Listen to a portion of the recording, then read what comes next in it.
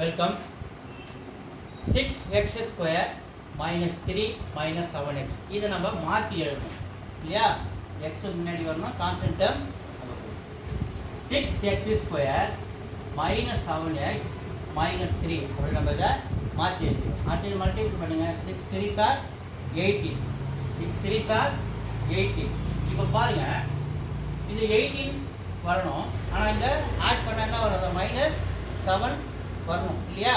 என்ன பண்ணால் வரும்? 18 வேறு எதாவது இருக்கலாம். 9 2s are 18. 9 2s are 18. இப்போ நமக்கு மைனஸ் 7 வரணும்னா இதுக்கு மைனஸ், இதுக்கு ப்ளஸ். மைனஸ் 9ல் ப்ளஸ் 2 போச்சுன்னா மைனஸ் 7 வந்து போச்சா?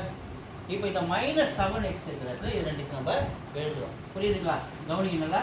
6x square minus 9x plus 2x minus 3. இது எப்படி எழுதிருக்குன்னு தெரியுதா? மைனஸ் 9ல் ப்ளஸ் 2 போச்சுன்னா அந்த மைனஸ் 7x வந்துடும். இப்போ இது ரெண்டுத்துலேயும் காமனாக என்ன இருக்குதுன்னு நம்ம பார்க்கணும்.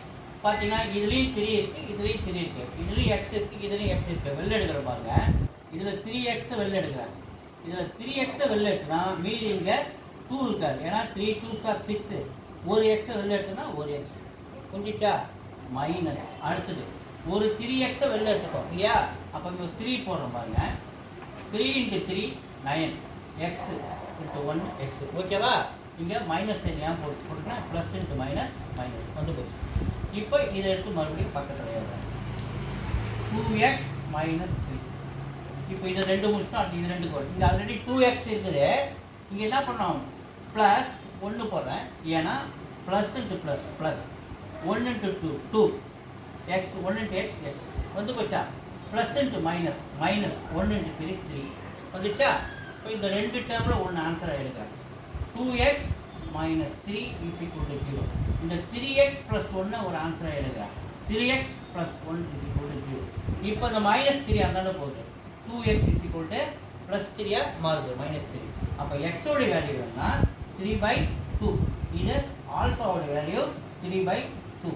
இங்கே பாருங்கள், 3x இந்த ப்ளஸ் 1 அந்தாண்ட போனால் மைனஸ் 1. எக்ஸோட வேல்யூ மைனஸ் 1 மல்டிபிள் பண்ணுறது இந்தாண்ட வந்து டிவைட் ஆகுறது. அப்போ பீட்டாவோட வேல்யூ என்னது?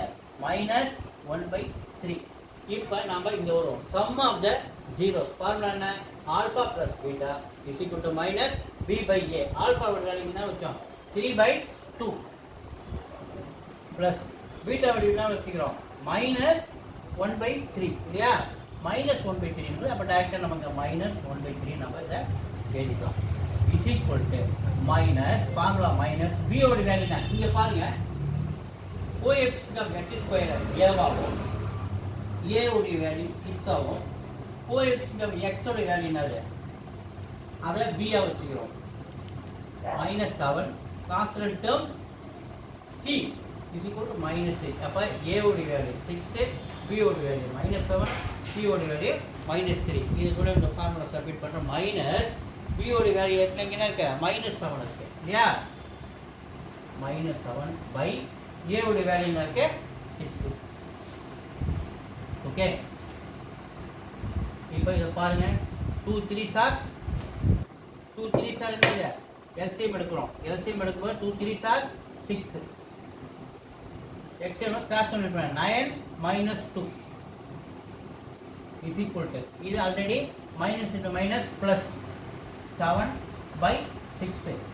9 மைனஸ் 2 என்ன கிடைக்குது நமக்கு? 7/6. இது 7/6. இது வெரிஃபை. இது வெரிஃபை ஆச்சா? அடுத்தது product of the zeros alpha beta. ஆல்ஃபாவுடைய வேல்யூ 3/2, பீட்டாவுடைய value minus 1/3 is equal to எதுக்கு சமம்? c/aவுக்கு சமம். சியோட வேல்யூ மைனஸ் 3, ஏவுடைய வேல்யூ 6.